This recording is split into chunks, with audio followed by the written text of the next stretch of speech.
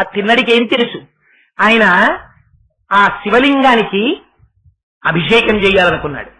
పరమశివుడికి ఆకలి తీరడానికి ఇంత పదార్థం పెట్టాలనుకున్నాడు. గబగబా నీటి దగ్గరికి వెళ్ళాడు. ఆ నీటిని అప్పటికే శంకరుడికి పెట్టడం కోసమని బాగా కాలి రుచికరంగా ఉన్నటువంటి పంది యొక్క శరీరంలో ఉన్న మాంసఖండాన్ని ఎంచుకోవడం కోసమని 4 మాంసం ముక్కలు కొరికి చూసి తన లాలాజనంతో కూడినటువంటి ఎంగిలైన మాంసం ముక్కను దాన్ని ఎడం చేత్తో పట్టుకున్నాడు, ధనస్సు పట్టుకున్నాడు. ఇంకా పట్టుకోవడానికి ఒక చిన్న పాత్ర కూడా నీళ్లతో పట్టుకోవడానికి ఉన్నవి 2 చేతులు 2 ఉన్నాయి. అందుకని ఏం చేశాడు? శివుడికి అభిషేకం చేయాలో తెలిసింది. ఆయన స్నానం చేస్తే కానీ ఏమి తింటానో అనుమానం. అందుకని ఆ ఏటిలో ఉన్న నీటిని పుక్కిట పట్టాడు. పుక్కిట పట్టి శివలింగం దగ్గరికి వెళ్ళాడు. ముందు రోజు పూజ చేసినటువంటి పువ్వులు కనబడ్డాయి. ఆ పువ్వులు తీయాలి. శివాలయంలో శివలింగం మీద ముందు రోజు అర్చన చేసినటువంటి పుష్పములను తీయడం కోసమని చాలా మెత్తటి బ్రష్ ని కూర్చా అన్నదాన్ని వాడతారు. అది తీయడం కోసమని ఏది పెట్టి తీయాలో తెలియలేదు. ఇప్పటి వరకు అరణ్యంలో ఉన్నటువంటి జంతువుల యొక్క మలమూత్రములను తొక్కి వచ్చినటువంటి తన పాదరక్ష చేత్తో తీసి ఆ పాదరక్షతో ఆ చెప్పుతో శివలింగం మీద నిర్మాల్యాన్ని తీశాడు.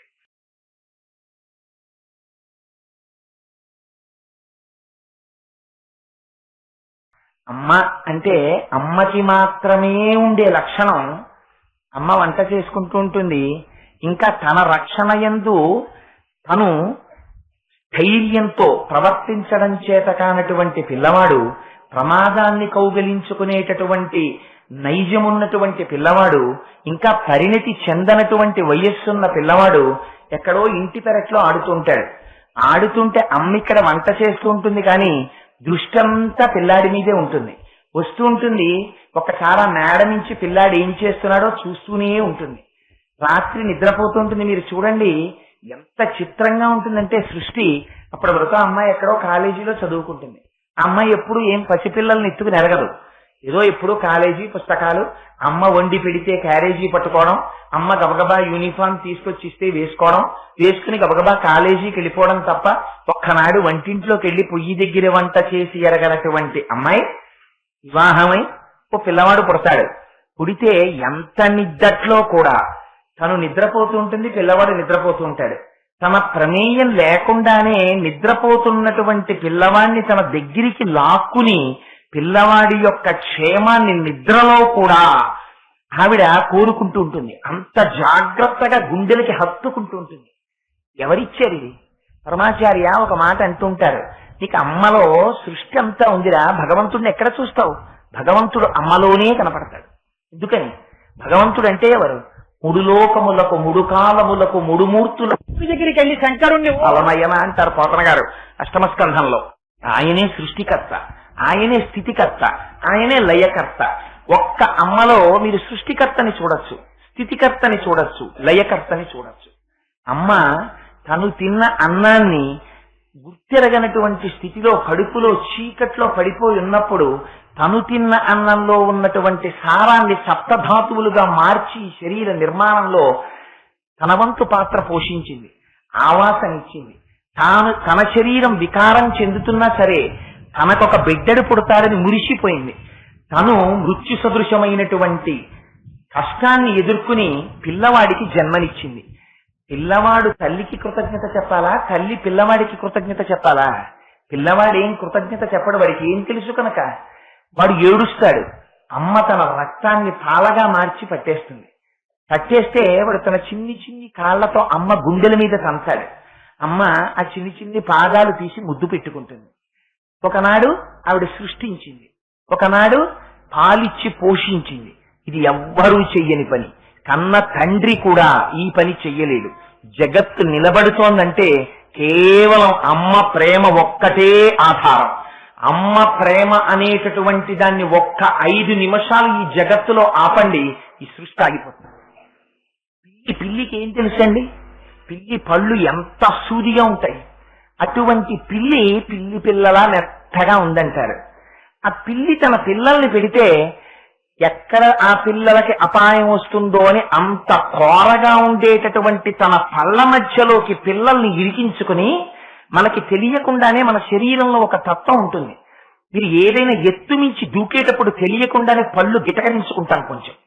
అలాంటిది పిల్లి గోడ నుంచి గోడ మీదకి ఇంటి మీదకి దూకుతూ నోటితో పిల్లి పిల్లని పట్టుకుని పరిగెట్టి తీసుకెళ్లి ఎక్కడో దాస్తుంది. అలా దూకేటప్పుడు ఒక్కనాడు ఆ పిల్లి గట్టిగా నొక్కడం కానీ ఆ పిల్లి పిల్లకి ప్రమాదం వచ్చేటట్టు ప్రవర్తించడం కానీ ఉంటుందా? ఎవరు నేర్పారు? ఒక పంది పిల్లల్ని కంటుంది. ఓ పంది, నీ పిల్లలకి పాలి అని ఎవరైనా నేర్పారా? ఒక కోడి చిన్న చిన్న గుడ్లని పొదిగి పిల్లల్ని కంటుంది. ఆ కోడికి ఎవరెళ్ళి పాఠం చెప్పారు? గ్రద్దని చూస్తే పారిపోయేటటువంటి కోడి ఆకాశంలో గద్ద కనపడేటప్పటికీ కొక్కొక్కొక్కొక్కొక్కొక్కొ అంటూ పిల్లలందరినీ తన రెక్కల కింద పెట్టుకుని తను ప్రమాదాన్ని ఎదుర్కొంటుంది. పిల్లల్ని మాత్రం తన రెక్కల కింద పెట్టి దాచుకుంటుంది. అమ్మ స్థితికారుడై శ్రీ మహావిష్ణువై జగత్తుని నిలబెట్టకపోతే ఎక్కడుంది ప్రపంచం? నీకేం తెలుసు? ఆ రోజున నువ్వెందుకు ఏడిచావో చెప్పగలిగింది అమ్మ ఒక్కతే.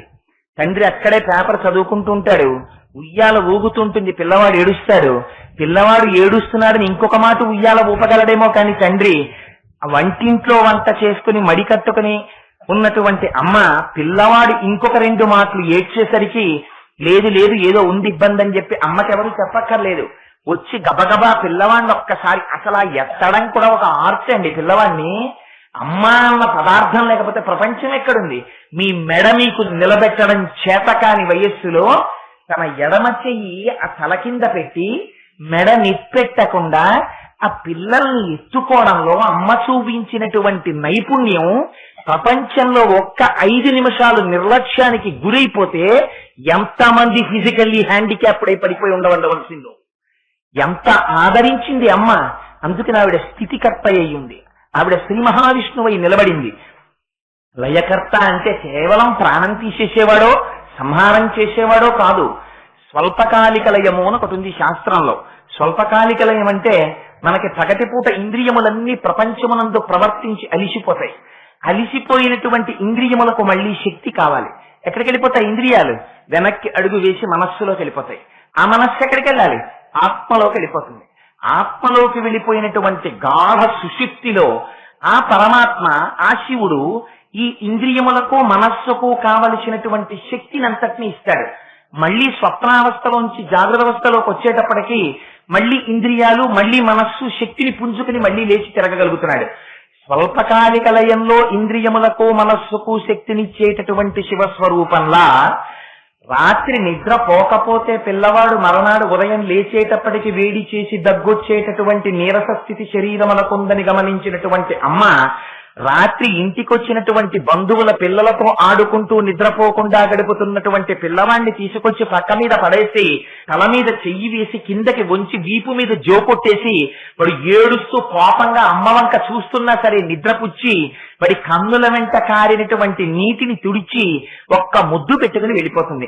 ఆనాడు అమ్మ బలవంతంగా అలా నిద్ర పుచ్చకపోతే మనం ఆ పిల్లలతో ఆడుకుని ఎంత అనారోగ్యానికి గురయ్యే వాళ్ళమో. తినకూడని పదార్థాలన్నీ తినడానికి చిన్నతనంలో ఎగబడితే నువ్వు ఇది తినకరా తినకరా తినకరా అని పెట్టడం మానేసి ఈ శరీరాన్ని నిలబెట్టినది అమ్మ కాదు. అందుకని లయకారుడు అమ్మయ్యుంది. బ్రహ్మాన్ని ఎక్కడ దర్శిస్తారు? పరమాచార్యులు వారు అంటారు, ఎక్కడ వెతుకుతావురా బ్రహ్మాన్ని? నీకు కంటితో చూడాలనుందా బ్రహ్మాన్ని? నీ కంటితో నువ్వు బ్రహ్మాన్ని చూడాలనుకుంటే నువ్వు ఎక్కడో వెతకక్కర్లేదు, లోపలికి వెళ్లి బ్రహ్మాన్ని దర్శనం చేయడం ఏమో నీ అదృష్టం. అమ్మవారి యొక్క అనుగ్రహం ఎప్పుడు చేస్తావో హనుమాంతటి వారు నమోస్తు రామాయ సలక్ష్మణాయ దివ్యైక తస్యై జనకాత్మజాయై నమోస్తు రుద్రేంద్ర యమానిలేభ్యో నమోస్తు చంద్రార్కమరుద్గణేభ్య అనవలసి వచ్చింది. మనం ఎంతటి వారం ఉపాసనలో కాదు నీకు బ్రహ్మమును దర్శించాలని కోరిక ఉంటే, నువ్వు అంతర్యాగం చెయ్యాలనుకుంటే, నువ్వు బ్రహ్మమునకు నమస్కరించాలనుకుంటే వేరొక చోటికి వెళ్ళక్కర్లా, నీ తల్లి పాదములకు నమస్కారం చెయ్యి చాలు, బ్రహ్మము తృప్తి పొందుతుందంటారు. అటువంటి అమ్మ కనుక ఆ అమ్మ సామాన్యంగా ఒక పిల్లవాడికి జన్మనిచ్చినటువంటి అమ్మకే ఇంత ప్రేమ ఉంటే మా అమ్మ అబ్రహ్మకీట జనని. ఈ సమస్త బ్రహ్మాండములలో ఉన్నటువంటి ప్రతి ప్రాణి మా అమ్మ బిడ్డే. మా అమ్మ ఎంత ప్రేమ ఉండాలి. అందుకని ఆవిడ విశాలాక్షి అయింది. కాదు మహాపతివ్రత. ఆవిడ గొప్ప సాముద్రిక లక్షణములు కలిగినటువంటి స్త్రీ. విశాలమైనటువంటి కన్నులుండడం సాముద్రిక శాస్త్ర రీత్యా గొప్ప పతివ్రత లక్షణం, స్త్రీకి ఉండవలసినటువంటి లక్షణం. అందుకని శంకరులు అంటారు, దృశాద్రాఢీయస్య ఇన్ ఏ కంపారిటివ్ డిగ్రీ, అమ్మా ఈ లోకములన్నీ, ఈ విశ్వమంతా ఎంత దూరం ఉందని నేను అనుకుంటున్నానో అంతకన్నా ఎక్కువ దూరం చూడగలిగినటువంటి నేత్ర సౌందర్యము కలిగినటువంటి అమ్మవమ్మ నువ్వు. ఇది కేవలం బాహ్యంలో అమ్మవారి కంటి యొక్క సౌందర్యమా? అమ్మవారి కంటి చేత రక్షణ పొందుతూ ప్రతిరోజు అనుభవిస్తున్నటువంటి నీ స్థితి, మనస్థితిని శంకరులు అమ్మవారి కంటి యందు ఆరోపించి ఆ కంటి చేత మనం పొందుతున్నటువంటి ఫలితాన్ని ఈ శ్లోకంలో ఆవిష్కరిస్తున్నారు. అందుకని దృశా ద్రాఘీయస్య దరదలిత నీలోత్పల రుచ అంటారు. ఆ మాటలు వేయడంలో కూడా అందం చూడండి. దరదలిత నీలోత్పల రుచ. నీలోత్పల అండంలో 2 లకారాలు ఉంటాయి. 2 లకారాలు వినపడేటప్పటికే మనకి వెంటనే అందులో 2 లకారములతో కూడినటువంటి అమ్మవారి యొక్క ముఖ్యమైనటువంటి నామం గుర్తొస్తుంది, లలిత. అసలు ఆ నీలోత్పలము అన్న మాట వినేటప్పటికే ఏదో మనస్సులో చల్లగా, ఆ శబ్దం వినేటప్పటికే ఏదో హాయిగా అనిపిస్తుంది. అమ్మవారి కంటి చూపు కూడా అంత హాయినివ్వగలిగినటువంటి అమ్మ. ఆవిడ వక్రలక్ష్మీ పరివాహ చలన్నీ నభలోచన. వ్యాసుల వారు లలితా సహస్రంలో అంటారు. అందుకని ఆ తల్లి దరదలిత నీలోత్పల రుచ.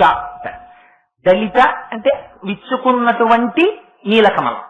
ఆ నీలికమలం బాగా విచ్చుకుందా?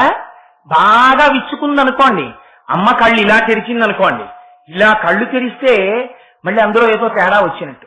శివే శృంగారార్థ తదితరజనే కుత్సలపర అన్నట్టు అమ్మవారు ఏదో తనకి వ్యతిరేకమైన వారో శివుడికి వ్యతిరేకమైన వారో, శివుడికి వ్యతిరేకమైన వారంటే అమ్మకి వ్యతిరేకమైన వారే, భక్తులు కానివారో లోకానికి కంటకులైన వారినో చూస్తే అమ్మ కళ్ళు ఇలా తెరవాలి.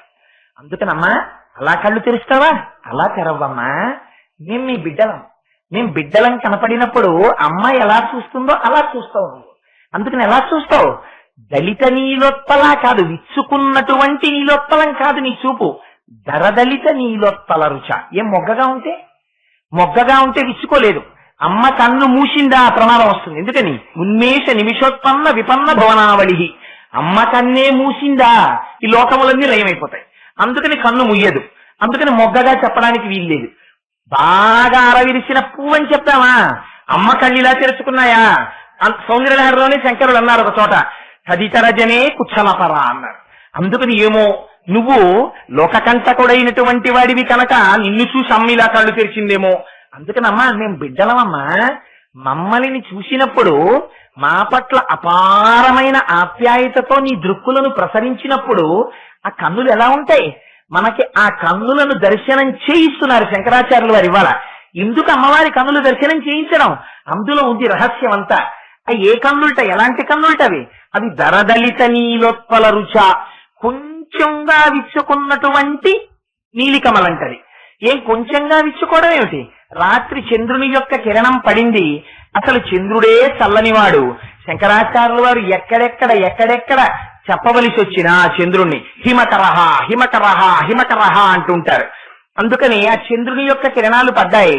కొంచెం విచ్చుకుందా, మొగ్గ నుంచి పువ్వు స్థితిలోకి వెడుతోంది.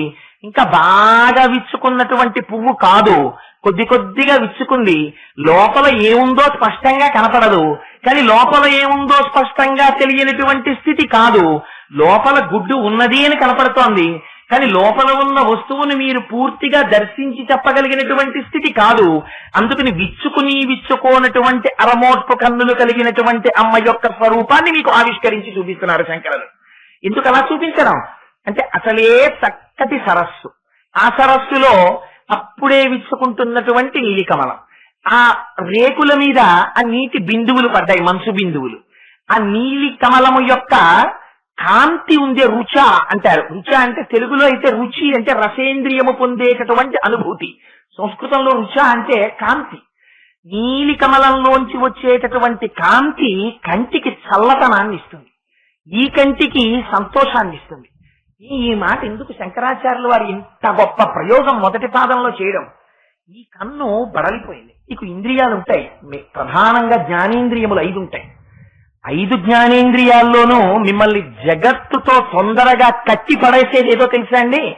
కన్నే ఉద్ధరించినా కన్నే, పడగొట్టినా కన్నే. ప్రధానమైన దృష్టి కంటికి సంబంధించే ఉంటుంది. ఈ రహస్యం రామాయణంలో ఒక చోట చెప్తారు. సుందరకాండలో రామచంద్రమూర్తి సీతమ్మ తల్లి ఆభరణాల్ని తీసుకొచ్చి కిష్కింధకాండలో అక్కడ పెట్టి, లక్ష్మణ ఇవి మీ వదిన ఆభరణాలు అంటున్నారో, నాకు ఆ మూట విప్పుతూ ఉంటే కన్నులలోకి నీరు చిప్పిల్లి నేను గుర్తించలేకపోతున్నాను, నువ్వు గుర్తించగలవా ఈ ఆభరణాల్ని అన్నారు. అంటే లక్ష్మణస్వామి ఒక్కొక్కటి తీసి అన్నారు, అన్నయ్య నాహం జానామి కేయూరే నాహం జానామి కుండలే నుపురత్యభిజానామి నిత్యం పాదాభివందనాత్. అన్నయ్య నాహం జానామి కేయూరే, అన్నయ్య ఇవి కేయూరములు, స్త్రీలు భుజములకు వాటికి పెట్టుకుంటారు. నాకు తెలియదన్నయ్య వదిన ఎప్పుడైనా పెట్టుకుందో పెట్టుకోలేదో నేను చూడలేదు. నాహం జానామి కుండలే, ఇవి కుండలాలు, నేను ఎప్పుడు చూడలేదన్నయ్య, చెవులకు పెట్టుకుంటారు. అన్నయ్య నుపురత్యభిజానామి, ఇవి నూపురములు పాదములకు పెట్టుకుంటారు, ఇవి నాకు బాగా తెలుసు. ఎందుకు తెలుసు? నిత్యం పాదాభివందనాత్, వదినకి ప్రతిరోజు నేను నమస్కారం చేశాను, అప్పుడు నేను చూశానన్నారు. ఇది నిజమే. అగ్రత ప్రయయౌ రామ మధ్యే సీత సుమత్సమా పృష్ఠతస్తు ధనుష్పాణి లక్ష్మణం అనుజకామ అని చెప్పారే. గంగ దాటుతున్నప్పుడు లక్ష్మణుడు చెయ్యిచ్చి సీతమ్మని పడవ ఎక్కించాడే, పక్కనే ఉండి నడిచాడే, అటువంటి లక్ష్మణుడు సీతమ్మ తల్లి కుండలములను కాని సీతమ్మ తల్లి కేయూరములను కాని నేను చూడలేదనడం ఎంతవరకు సమంజసం? అంటే ఈ నేత్రము జగత్తులో ఉన్నటువంటి సమస్త వస్తువులను చూడవచ్చు కాక, చూడడం కంటికి ధర్మం, కాని ఆ కంటి చేత చూడబడినటువంటి ప్రతి వస్తువు మీ మనస్సునందు తిష్టవేసిన నాడు బంధిస్తుంది. మీ మనస్సునందు ఆ నేత్రము చూడవలసినటువంటి వాటిని, ప్రధానమైన భక్తి సంబంధమైన వాటిని మాత్రమే మనస్సు లోపల ముద్ర వేసుకున్న నాడు అది మిమ్మల్ని ఉద్ధరిస్తుంది. అందుకని ఎక్కువగా వస్తువులన్నింటి వైపు తిప్పగలిగిన శక్తి, చూడగలిగిన శక్తి కంటికి ఉంది. ఈ కన్ను మెరుపుల వంక ఎక్కువ తిరుగుతుంది. కంటికి ధర్మం, ఎక్కడైనా తడుక్కుని మెరిసింది అనుకోండి, వెంటనే మీరు అది చూస్తారు, అబ్బా భలే మెరిసిందండి అంటాం. మన జీవితం కూడా ఒక్క మెరుపు. శంకరులు అంటారు, ఆయుర్నశ్యతి పశ్యతాం ప్రతిదినం జాతి క్షయం యవ్వనం ప్రత్యాయాంతి గతాః పునర్న దివసాః కాలో జగద్వక్షకః లక్ష్మీస్తోయతరంగ భంగ చపలా విద్యుచ్చలం జీవితం తస్మాన్ మాం శరణాగతిం కరుణయా త్వం రక్ష రక్షాధునా అంటారు.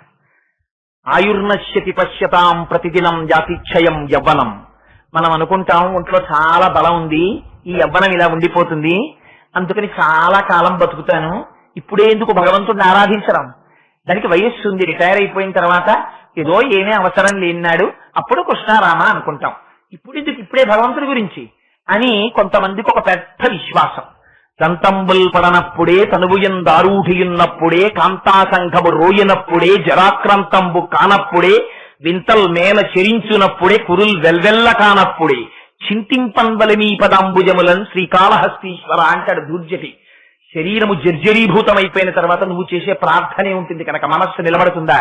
సదా మోహాతవ్యాం చరత యువతీనాం కుచగిరౌ నటత్యాసా శాఖ స్వటతి జడితి స్వైరమభిత కపాలిన్ బిక్షో మే హృదయ కపి మత్స్యం తపలం ధుడా భక్త్యా బధ్యావ శివభవదధీనం కురు విభో అని శంకరులు ప్రార్థన చేస్తారు.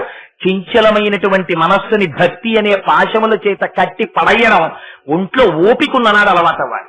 ఆ నిశ్చలత్వమును పొందితే నువ్వు వృద్ధాప్యంలో ఒక చోట కూర్చున్నా నువ్వు చూసినటువంటి వస్తువు మనస్సులో ఉంటుంది కనుక ఆనాడు నువ్వు పూజా మందిరంలోకి నడిచి వెళ్ళగలిగిన ఓపిక నీకు లేకపోయినా రత్నైకల్పితమాలతం హిమజలై స్నానంచ దివ్యాంబరం నానారత్న విభూషితం మృగమిదామోదాంకితం చందనం జాజీ చంపక బిల్వపత్రరచితం పుష్పంచ ధూపం తథా దీపం దేవదయానిధే పశుపతే హృత్కల్పితం గృహ్యతాం అని ఇక్కడ సృష్టించి పూజ చేయగలవు. నీ ఒంట్లో ఓపికున్న నాడు తిరగకూడని వాటి వెంట తిరుగుతూనే ఉన్నావు. తిరిగావు సూర్యోదయ సూర్యాస్తమయాలనేటటువంటి రూపంతో పరమేశ్వరుడు నీ ఆయుర్దాయాన్ని గ్రసించాడు. ప్రత్యాయాంతి గతాః పునర్న దివసాః కాలో జగద్వక్షకః లక్ష్మీస్తోయ తరంగ భంగ చపలా విద్యుచ్చలం జీవితం తస్మాన్ మాం శరణాగతిం కరుణయా త్వం రక్ష రక్షాధున. ఒక్క ఏడాది పోతే పిల్లాడి ఇంజనీరింగ్ లోకి వచ్చేస్తాడు, ఇంకొక 5 ఏళ్లు పోతే మా అబ్బాయికి నెలకి 40,000 జీతం వస్తుంది, ఇంకొక 7 ఏళ్లు పోతే నాకు మనవడు వస్తాడు. అవన్నీ రావడం యథార్థం. వీటన్నింటి కోసం నువ్వు తిరుగుతున్నది యథార్థం. కానీ ఒక్కటి జ్ఞాపకం పెట్టుకో, నువ్వు తిరగడం, నీ కోరికలు తీరడం సూర్యోదయ సూర్యాస్తమయాలనేటటువంటి రోజుల లెక్కలో జరుగుతుంటే ఈ మెరుపుల వంటి ఐహికమైనటువంటి భోగముల కోసం నీ కళ్ళు నీ మనస్సు అలవాటు పడి నువ్వు తిరుగుతుండగా నీ శరీరము జర్జరీభూతమై ఒకనాడు ఎవ్వరికీ తెలియకుండా మృత్యువు కేవలము ఉచ్ఛ్వాస నిశ్వాసల మధ్యలో ఉంటుంది. ఎప్పుడు ఆగిపోతుందో ఎవరికి తెలుసు. లోపలికి ఊపిరి తీశాక బయటికి వెళ్ళకపోవచ్చు, బయటికి విడిచిపెట్టాక లోపలికి తీయకపోవచ్చు. ఎక్కడుంది మృత్యువు? తీసిన ఊపిరి విడిచిపెట్టడంలో ఉంది, విడిచిపెట్టిన ఊపిరి మళ్ళీ తీయడంలో ఉంది. ఎక్కడ ఎవరికి మృత్యు ఉందో ఎవరికిరుక కనుక. అందుకని దీపం ఉండగా ఇల్లు చక్క పెట్టుకో. ఈ తిరిగావు తిరిగావు తిరిగావు తిరిగావు తీసుకొచ్చావు, ఇందులో ఒక్కటి నిన్నుద్ధరించగలిగిందిందా? అలాగని సంసారములు మానేయమని శంకరులు చెప్పారా? ఎప్పుడూ చెప్పలేదు. మూఢజహీహి ధనాగమ తృష్ణ, తృష్ణ విడిచిపెట్టన్నారంతే శంకరాచార్యులు వారు. ఎందుకురా అలా తిరుగుతావు? డబ్బు డబ్బు డబ్బు డబ్బని తిరుగుతున్నావే, బాహ్య సౌఖ్యం కోసం తిరుగుతున్నావే, స్త్రీ సౌఖ్యం కోసం పరిగెడుతున్నావే, కాలం వెళ్ళిపోతోంది, నీకు ఓపిక అయిపోతోంది. నువ్వు ఎప్పుడు పరమేశ్వరుణ్ణి ప్రార్థిస్తావు? నువ్వు సంపాదించిందంతా నీ వెనకాతలు వచ్చేస్తుంది అనుకుంటున్నావా? నువ్వు నమ్ముకున్న వాళ్ళు నీ వెంట వస్తారనుకుంటున్నావా? కింవానేన ధనేన వాజి కరిభి ప్రాప్తేన రాజ్యేన కిం, కింవా పుత్ర కలత్ర మిత్ర పశుభిర్దేహేన గేహేన కిం, జ్ఞాతైతక్షణ భంగురం సపతిరోత్యాద్యం మనోదూరత స్వాత్మార్థం గురువాక్యతో భజ భజ శ్రీపార్వతీ వల్లభం. అన్నిటికన్నా అసలు సంఘం లేంటి డబ్బి. ఇంత కష్టపడి సంపాదించావు. పశుపక్షాది సమస్త జీవకోటిలో తనకి కావలసినంత సంపాదించిందే కానీ తన తరువాతి తరానికి దాచేటటువంటి హీనమైన లక్షణమున్న జీవి ప్రపంచంలో మనిషి తప్పింకోలేదు. నువ్వు సంపాదించావు, తీసుకెళ్లావు, దాచావు. నీ సమయం అంతా సొమ్ముగా మారింది. ఆ సొమ్ము కనీసం నీ ముందు నోట్లగా కూడా లేదు. బ్యాంకు పాస్ పుస్తకంలో అంకెల రూపంలో నీ బీరువాలో చీకట్లో మగ్గుతోంది. నీ శరీరం పడిపోయింది. ఒకనాడు పడిపోయిన నాడు వెదురు కర్రలు కొని తేవడానికి, తాడు కొని తేవడానికి, గడ్డి కొనడానికి, ఆ తరువాత నీ మీద కప్పేటటువంటి తెల్లబట్ట కొనడానికి కూడా ఆ డబ్బు రూపాయల వెంట కన్నీటి బిందువులేం మొలకవు. ఆ డబ్బు సంతోషంగా వచ్చి తీసుకొస్తుంది అవన్నీ. కింవానేన ధనేన పునః అయ్యో ఇంత కష్టపడి సంపాదించాడండి, ఓసారి వచ్చి ఆ నోట్ల కట్ల కళ్ళ నుండి ఏమైనా తిరుగుతాయా? ఏహి కనపడవు, అక్కడే ఉంటాయి. వాజికరిభి, నువ్వు సంపాదించిన వాహనాల్లో ఇంత కష్టపడి కారు కొన్నావు, ఇంత కష్టపడి ఏసీ చేసావు, అయితే ఇవేవి వదిలేయమని శంకరులు చెప్పలేదు. వాటి యందు వ్యామోహం వదిలేసేయి అన్నారు. ఆఖరికి నీ శరీరాన్ని తీసుకెళ్లే నాడు కొత్త కర్రలు తేవడానికి కూడా కారు అంత సంతోషంగానూ పెడుతుంది. అంతేగాని కార్పొరేటర్లోంచి నీళ్లు కారిపోయేలాగా అయ్యో నా యజమాని పోయాడని అదేం బాధ పెట్టుకోదు. ఇల్లు అసలు కదిలి రాదు. భార్య కేవలం గుమ్మం వరకు, కొడుకు రుద్రభూమి వరకు. నీదని నువ్వు ఇలా చూపించినటువంటి నీ శరీరం కల్లరి బొమ్మయౌ కాయంబులొల్లా అద్దె కొంపల బోలు ఆలోకమల్లా అని తను పెంచు దొంగలవు తనయులనొల్లా ఎందుకీ భాగ్యంబులెందుకీ మురుపు ముందు చావుండంగ మురియంగనగుని. అందుకని వచ్చేస్తోంది ప్రళయం, ముంచుకొచ్చేస్తోంది. అందుకని నీకు ఈ వెర్రి తగ్గేది ఎప్పుడో తెలుసా? నీకింక సమయం లేదురా. ఇంత జ్ఞానం, ఇంత దాని గురించి వైరాగ్యం, ఇంత భక్తి, ఇంత బోధ తరచి చూసుకోవడం. వైరాగ్యం అంటే ఏమిటి? శంకరులు అంటారు ఒక చోట, తెచ్చిపెట్టుకున్నది వైరాగ్యం కాదు. నువ్వు ఏదో ఆ వస్తువు వైపుకి వెళ్ళనన్నది వైరాగ్యం కాదు. అందుకని శంభోహో అన్నారు. సుఖమిచ్చి ఆ సుఖము కాదని తెలుసుకోవడం వైరాగ్యం. మనస్సు ప్రయత్నపూర్వకంగా ఏది కష్టపడటి వైపుకు వెళ్లకుండా చేయడం కాదు, చూసి కూడా అది భోగము కాదని తిరస్కరించగలగడం, అది వైరాగ్యం. అందుకని అదిగో అటువంటి వైరాగ్య సంపత్తిని ఇయ్యగలిగినటువంటి వాడు శంకరుడు. ఆ అమ్మ కంటి చూపుందే అదంతా దయతో నిండిపోయిందిరా. ఒక్కసారి అమ్మ వంక ఇలా చూసి నమస్కారం చేశావా, ఆ అమ్మ నీ వంక దయతో చూడడానికి సిద్ధంగా ఉంది. నిన్న చెప్పానే, ఉభౌ దర్వీ కుంభౌ మణిగణక సంభావిత గుణౌ దధానా పాణిభ్యాం అమృతరస మృష్టాన్న కలితౌ కళాఢ్యా కళ్యాణీ కలిత సదనా శ్రీ గిరతి శిరసస్యసౌ భ్రమర్యంబారతీసుమరిష్టార్థ విభవం. నీ కోరిక తీర్చడానికి మణిగణకచితమైన తెడ్డు పట్టుకుని సిద్ధంగా ఉందమ్మా. కేవలం తన కంటి చూపుతో పోషించేస్తుంది, నీ అజ్ఞానాన్ని విరిచేస్తుంది. ఏమిటి విరిచేయడానికి?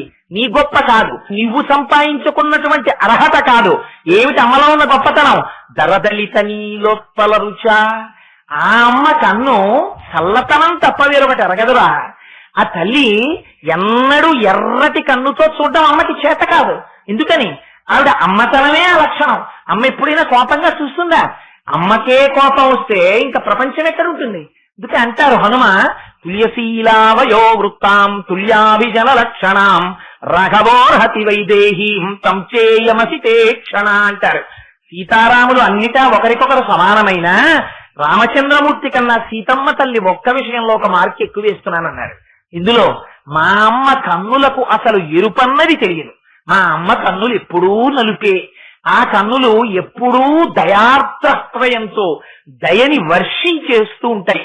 అందుకని నీటి బిందువులు పడినటువంటి రేకులు కలిగినటువంటి నీలి కమలములో వచ్చేటటువంటి చల్లని కాంతి కంటికి ఎంతటి ఉపశమనాన్ని ఇచ్చి సేద తీర్చగలుగుతుందో, అలా లౌకికమైనటువంటి వ్యవహారములందు సంసారమునందు తిరిగి తిరిగి తప్తమైపోయి సంసారం అనేటటువంటి వేడిలో కొట్టుకుని ఇరుక్కుపోయి చీకాకు పడిపోతున్నటువంటి నిన్ను ఉద్ధరించి నీకు చల్లతనాన్ని ఉపశమనాన్ని ఇచ్చి తన పాదముల వైపు తిప్పుకోగలిగినటువంటి అపార నిర్హేతుక కరుణా కటాక్ష వీక్షణములు కలిగినటువంటి దృష్టి ఆ అమ్మ కన్నుల యొక్క సొత్తు.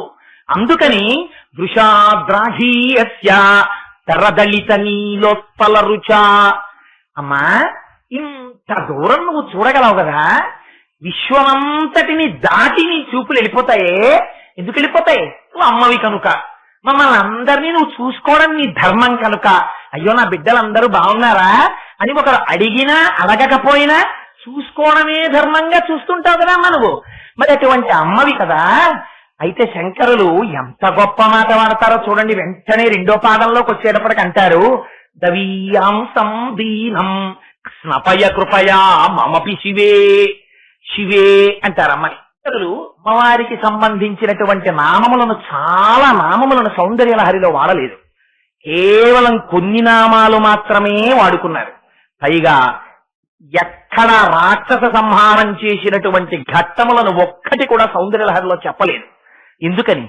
అలా చెప్తే మళ్ళీ రాక్షస సంహారం చేసినటువంటి అమ్మవారి యొక్క రౌద్రమూర్తి కనపడుతుందేమోనని కేవలం అమ్మతనాన్ని మాత్రమే చూపించారు. అదిగో ఆ చూపించడంలో అంటారు దవీయాంసం దీనం. అమ్మా, నేను ఎక్కడో ఉండిపోయానమ్మా, దీనుణ్ణి. ఎంత దూరంలో ఉండిపోయాను? నీ చూపు అంతటా చూస్తోంది, సమస్త విశ్వాన్ని చూస్తోంది. విశ్వాన్ని అని కూడా అనరు శంకరులు, విశ్వమును దాటిపోయి చూస్తోంది. ఇంత చూపు కలిగినప్పటికీ నేనెక్కడున్నాను? విశ్వంలో ఉన్నాను. విశ్వంలో ఉన్న నేను దీనుడనై ఉన్నాను. ఇవాళ ఎందుచేత దీనత్వం వచ్చింది నాకు?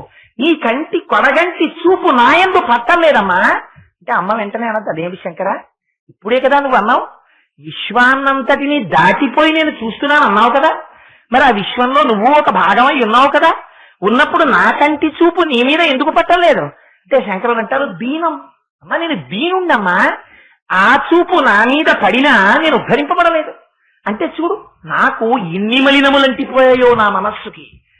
హనుమంటారే సుందరకాండలో, ఇది ఎంత దారుణమైన లంకంటే ఇక్కడికి రాముడే వస్తే మాత్రం ఏం చేయగలరు అన్నారు. అలా అమ్మా, నీ కడగంటి చూపు నా ఎందు ప్రసరించినా కూడా నాలో మార్పు రాలేదమ్మా. నేను ఇలా ఉండిపోయాను, దీనుడనై ఉండిపోయాను. మనస్సు నిండా మలినాలే, మనస్సు నిండా సంసారమే. ఒక్కనాడు భగవంతుడి వైపుకు మనస్సు వెళ్ళలేదమ్మా. ఇది శంకరాచార్యులు వారు అనవలసిన మాటే. శంకరుల ఈ స్థితి, శంకరుల దీనులు ఈ సమస్త జాతిని ఆసేతు హిమాచల పర్యంతం పాదచారి అయి పర్యటించి దీనులందరి దగ్గరికి వెళ్ళి, నువ్వు దీనుడవు కావురా, నువ్వు స్వయంగా శివుడవు అని చాటి చెప్పినటువంటి మహాపురుషుడు, అద్వైత భావన యందు రమించినటువంటి వారు, సాక్షాత్తుగా పార్వతీ పరమేశ్వరుల యొక్క స్వరూపమై భూమి మీద నడయాడినటువంటి మహాపురుషుడు, ఆఖరికి అవసరమైతే ఒక కాపాలికుడు వచ్చి తన శిరస్సు కావాలంటే తీసుకుపోమనగలిగినటువంటి గొప్ప ధృతి, జ్ఞాన సంపత్తి, ధైర్యము, చాటబుద్ధి కలిగినటువంటి ఆచార్య శేఖరులు శంకర భగవత్పాదులు అమ్మను ఉద్దేశించి దవీయాంసం దీనం స్నపయ కృపయా. అమ్మా, ఇలా నీ కంటి చూపు పడితే సరిపోదమ్మా, స్నపయ, నన్ను తడిపేయాలి నీ కంటి చూపుతో, అభిషేకం చేసేయాలి. కృపయా, అది ఎలా? కృపచేత. మామపి రుచే, మాం అపి, నన్ను కూడా. ఈ మాట శంకరులు అనొచ్చా? శంకరులంతటి వారు అమ్మా నన్ను కూడా అండమా? ఇందుకు మనం శంకరాచార్యుల వారి పాదములకు ఎన్ని మాటలు శిరస్సు తాటించి నమస్కరించినా వారి రుణం తీర్చుకోలేం. ఈ మాట శంకరులు అనకపోతే, ఈ శ్లోకాన్ని ఇవ్వకపోతే సంసారం మగ్నులమైన మనం అమ్మవారి యొక్క కటాక్షం మన యందు ప్రసరించాలని ఏమని చెప్పుకుంటాం, ఏమని ప్రార్థన చేస్తాం. ప్రార్థన చెయ్యడం కూడా చేతకానటువంటి స్థితిలో మనం ఉన్నామని, అంతగా సంసార మగ్నులమైపోయామని, మన్ని ఉద్ధరించడం కోసమని శంకరులు తనని అడ్డు పెట్టుకుని అమ్మవారిని ఉద్దేశించి మామపి శివే అంటారమ్మా, నన్ను కూడా. ఇప్పుడు ఈ శ్లోకం ఎవరు చదివినా ఏమవుతుంది? శంకరులకి అన్వయిస్తుందా, నాకు అన్వయిస్తుందా? నేను చెప్తున్నాను అనుకోండి ఈ శ్లోకాన్ని అమ్మవారి దగ్గర కూర్చుని, అమ్మా అనేనాయం ధన్యో భవతి నచతే హానిరియత అంటూ, అమ్మా దవీయాంసం దీనం స్నపయ కృపయా మామపి శివే అన్నాను అనుకోండి, ఆ శ్లోకం శంకరాచార్యుల వారికి వర్తిస్తుంది. ఎవరికి వర్తిస్తుంది? నాకు వర్తిస్తుంది. అయ్యయ్యో వీళ్ళకి ప్రార్థన చెయ్యడం చేత కావట్లేదు, అందుకని వీళ్ళకి ప్రార్థన నేర్పాలి. ఇది కూడా ఎవరిది అనుగ్రహం?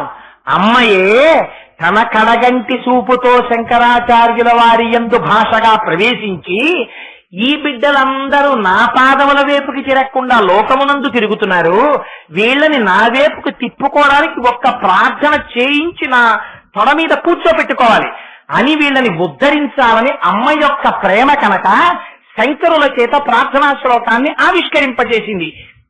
ఇది శంకరుల యొక్క వినయం. ఈ మాట అనడం ఎంత గొప్పతనమో చూడండి, ఎంత భక్తో చూడండి. అందులో మామపి శివే, అమ్మ నన్ను కూడా, తవీయాంసం దీనం, అమ్మ నేను దీనున్నమ్మా, ఎక్కడో ఉండిపోయాను, నీ కడగంటి చూపు ఇలా పడితే నాకు సరిపోదమ్మా, నేను చేసిన పాపానికి స్నపయ కృపయా, తడిపేసేయాలి నీ దృష్టితోటి. ఆ దృష్టిపాతంతో నేను తడిసిపోయానా, ఆ రోజున ఉద్ధరింపబడతానమ్మా. ఏమిటి మాట శంకరులు అండం, ఎంత భక్తితో చెప్పారో చూడండి. అంతటి మహాజ్ఞాని శంకర భగవత్పాదులు భక్తితో మాట్లాడవలసి వస్తే అందరికన్నా కూడా నైత్యానుసంధానం చేసుకుని అందరికన్నా కిందకి దిగిపోతారు.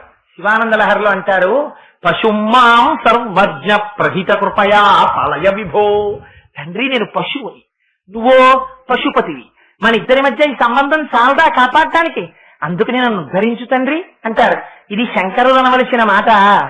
మన కోసమని ఆ భక్తితో ఒక్కసారి ఆర్తితో పిలిచారా, ఆవిడ తడితో కూడినటువంటి కన్నుంది, దయతోటి తడిసిపోయినటువంటి కన్ను అమ్మవారిది.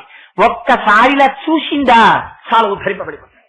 ఆవిడ జ్ఞానం ఇచ్చేస్తుంది, ఎన్ని రకాలుగా ఇస్తుంది. అందరికి ఎన్ని రకాలుగా ఇచ్చిందో, ఒకరికి తాంబూలం నోట్లో పెట్టింది, ఒకరికి బీజాక్షరాలు రాసింది, ఒకరిని కేవలం చూసింది. ఎవరికి ఎన్ని రకాలుగా జ్ఞానం ఇచ్చిందో అమ్మ, ఒకరికి పాలిచ్చింది. శివజ్ఞానాన్ని ఇవ్వడానికి ఆ అమ్మ ఎన్ని రకాలుగా ప్రయత్నించిందో. కావలసిందేమిటి? భక్తితో ఒక్కసారి అమ్మా అనరా చాలు. అమ్మకి ఇంకొక పేరు ఉండదండి, అమ్మకుండే పేరు అమ్మే. అమ్మ దగ్గరికి వెళ్లి మీరు ఎంత గొప్ప పేరు పెట్టి పిలిచినా సరే, అమ్మ సాక్షాత్తుగా chief secretary to the government of India అవనివ్వండి, మీరు వెళ్ళి ఈవిడ chief secretary to government of India అండి మా అమ్మగారు అని మీరంటే అమ్మ కొంచెం ముఖం దించుకుంటుంది.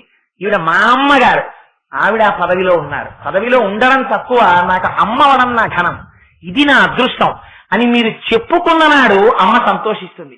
అమ్మకుండే ఒకే ఒక లక్షణం ఏమిటి? అమ్మా అని పిలిస్తే చాలు లొంగిపోతుంది అమ్మ. అయ్యో ఇది ఇవ్వచ్చా, ఇది ఇవ్వకూడదా, ఇది కష్టమా, ఇది నిష్ఠూరమా, ఇది ఆలోచించదు అమ్మ. దీనికి మీకు నేను ఎలా చెప్పాలో నాకు అర్థం కావట్లేదు. ఒకనాడు నేను ఒక స్నేహితుడితో కలిసి ఒకరింటికి వెళ్ళాను. మేమిద్దరం కలిసి ఒక పని మీద వెళ్ళాలి. వాళ్ళ అమ్మగారికి ఒక 70 ఏళ్ళు, చాలా పెద్ద ఆవిడ. అతను నా దగ్గర ఎప్పుడో మాట చెప్పేవాడు, ఆ మాట నేను ఇప్పటికి మర్చిపోలేను. అతను అనేవాడు, కోటేశ్వరారు నేను మా అమ్మగారి పక్కన కూర్చుని, మా అమ్మగారికి 70 ఏళ్ళు వచ్చేసాయి కదా, బ్యాండేజీ గుడ్డ ఎలా ఉంటుందో అలా ఉంటుందండి మా అమ్మగారి చర్మం, గాజు చర్మంలా అయిపోయింది, అదంతా ముడతలు పడిపోతే మా అమ్మ చెయ్యి, మా అమ్మకి ఏం అక్కర్లేదండి, ఒక్క 10 నిమిషాలు నేను వెళ్ళి పక్కన కూర్చునమ్మా అని ఏదైనా మాట్లాడితే చాలా ఆ రోజు ఆవిడ అన్ని ఔషధాలు తీసేసుకున్నట్టే, అంత తృప్తి అండి ఆవిడికి. అందుకని ఆలస్యమైన వెళ్ళి పక్కన కూర్చుని అమ్మ చేతిని ఇలా పట్టుకుని, ఎప్పుడు రోజు నేను అన్నేళ్ళు వచ్చిన అమ్మ చర్మాన్ని ఇలా పట్టుకుని అమ్మ ఏమిటమ్మా నీ చర్మం ఇలా పట్టుకుంటే ఇలా సాగకుండా ఇలా ఉండిపోతుంది ఏమిటమ్మా అంటే, మా అమ్మ పక్కున నవ్వేదండి. చంటి పిల్లల ఇప్పటికీ మా అమ్మ చర్మాన్ని ఇలా ముద్దలు ముద్దలుగా కొండలు కొండలుగా పెట్టి ఆడుకుంటూ ఉంటాను అని అమ్మ గురించి ఆర్తితో మాట్లాడేవాడు. ఒక రోజున అతను నేను కలిసి ఒక పని మీద వెళుతూ వాళ్ళ ఇంటికి వెళ్ళాం. అమ్మగారు ఉన్నారు ఇంట్లో. దురదృష్టవశాత్తు ఆ రోజున ఆయన భార్య వేరే పని మీద వెళ్ళింది. ఈవిడ పాపం ఏదో గ్యాస్ సిలిండర్ వస్తే గ్యాస్ సిలిండర్ తీసుకుని ఇంట్లో పెట్టించారట. పెట్టించి తలుపు వేసుకుందామని చెప్పి ఆ తలుపు సందులో వేళ్లు పెట్టి ఆవిడ నించున్నారు. దేనికో పెద్ద గాలి వచ్చి అపార్ట్మెంట్ లో గ్రౌండ్ ఫ్లోర్ ఏమో ఆ తలుపు వేసుకుంది. వేసుకోవడంలో వేళ్లు 4 వేళ్లు తెగిపోయాయి. సగం తెగిపోయి అక్కడ ఆడుకుంటున్న పిల్లలు చూసి అయ్యో అయ్యో మా అమ్మగారికి వేళ్లు తెగాయని చెప్పి ఆ రక్తం ఆగిపోవడం కోసమని ఏదో కాస్త పంచదారో ఏదో వేసి ఆ పైన గుడ్డ కట్టి పెట్టారు. అలాగే పెడితే ఎవరో వచ్చారా పై ఫ్లాట్స్ లో ఉంటున్న వాళ్ళు, ఏమంటే మేము తీసుకెడతాం హాస్పిటల్ కన్నారట. అంటే లేదండి మా అబ్బాయి వచ్చాక పెడతానులేండి ఏం పర్వాలేదు అని పాప ఆవిడ చెయ్యి అలాగే పెట్టి కూర్చుంది. మేమిద్దరం లోపలికి వెళ్ళాం, చూడనే లేదు. అతను అన్నాడు, అమ్మ తల పగిలిపోతోందమ్మా ఇవాళ ఎండకి, ఆఫీసులో కరెంట్ లేదు. ఇతను నాకు చాలా ముఖ్యమైన స్నేహితుడు కోటేశ్వరరావు అని, ఆయన నేను వచ్చాం. అమ్మ ఒక్క 2 కప్పులు కాఫీ పెడదు అన్నాడు. ఈ సంగతి మాకు తెలియదు యథార్థంగా. ఆ తల్లి లోపలికి వెళ్ళి 2 కప్పులు కాఫీ పెట్టి ఈ చేతి మీద ఇలా పెట్టి పళ్ళెంలో 2 కప్పులు తెచ్చి ఇచ్చారు. ఇస్తే అదేంటమ్మా అలా పట్టుకొచ్చామే అన్నాడు అతను. అనే లోపల ఆడుకుంటున్న పిల్లలు పరిగెత్తుకొచ్చి అంకుల్ అంకుల్ మా అమ్మగారి వేళ్లు తలుపులో పడిపోయి తెగిపోయి మేము అందాక గుడ్డ కట్టాము అంకుల్ అన్నారు. అంటే అమ్మ వేళ్లు తెగిపోయాయా అని ఇలా చేయి పట్టుకున్నారు. అబ్బా చేయి పట్టుకోకరా ఈ చెయ్యి అంతా లాగేస్తోంది అన్నారు. అమ్మా ఈ మాట చెప్పొద్దమ్మా, రాగానే వెంటనే హాస్పిటల్కి తీసుకెళ్తాను కదా, ఇలాంటి చేత్తో కాఫీ ఎలా పెట్టావమ్మా అన్నాడు అతను.